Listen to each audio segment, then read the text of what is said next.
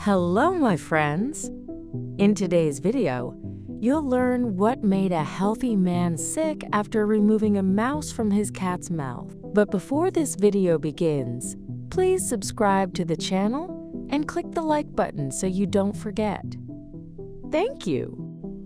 Being an animal lover and enjoying being surrounded by them is admirable, and in most cases, brings very positive consequences to your daily life. After all, caring for a pet means never being alone and being loved unconditionally. There will always be someone happily waiting for you when you return home. Always a being who will love you no matter what and will defend you with all their might, literally. We often hear that those who care for animals, especially stray ones, are people who deserve a guaranteed place in heaven. And there's really no denying that, right? However, for the man in this story, his good deeds ended up resulting in something unimaginable. Paul Gaylord, 59, who lives in Oregon, has always enjoyed having animals around. In his old photos, he's often seen surrounded by pets, so it's easy to understand why he did what he did when he saw a cat in desperate need of a helping hand. Paul was at home when he noticed a nearby cat, whom he affectionately called Charlie, was acting strangely. Without thinking twice, the man went to the feline and realized it was choking. A lifeless mouse was stuck deep in Charlie's throat, preventing him from breathing. Determined to save the feline, Paul tried to dislodge the rodent with his bare hands, but ended up being bitten by the distressed cat, who acted instinctively. Despite all his efforts, the American was unable to save Charlie, who died in his arms, and Paul buried him in the backyard. After this incident, which we can consider somewhat surreal, Paul, who worked as a welder, thought he would go on with his life as normal. But things were about to get out of hand. 2 days later, he woke up with flu-like symptoms like fever and chills. Soon, his skin began to turn gray and painful, and the glands under his arms swelled to the size of lemons. What could be happening to him? Aware that this didn't look normal, the welder went to the Veterans Administration clinic in a nearby town. However, doctors couldn't see him for over a week. The next day, Paul, who doesn't have private health insurance, went to an emergency room.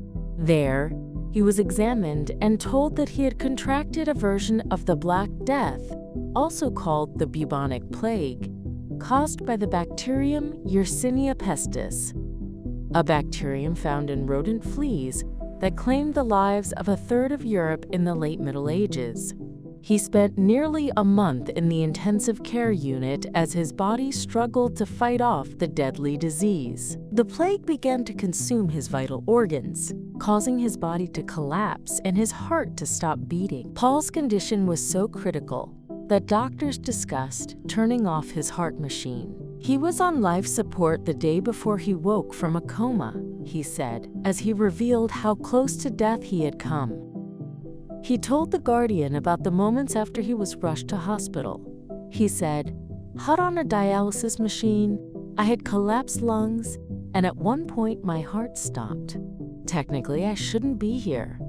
My doctor told me I had developed all 3 stages of the plague: bubonic, the least lethal form, which infects the lymphatic system, pneumonic, which infects the lungs, and septicemic, the bloodstream."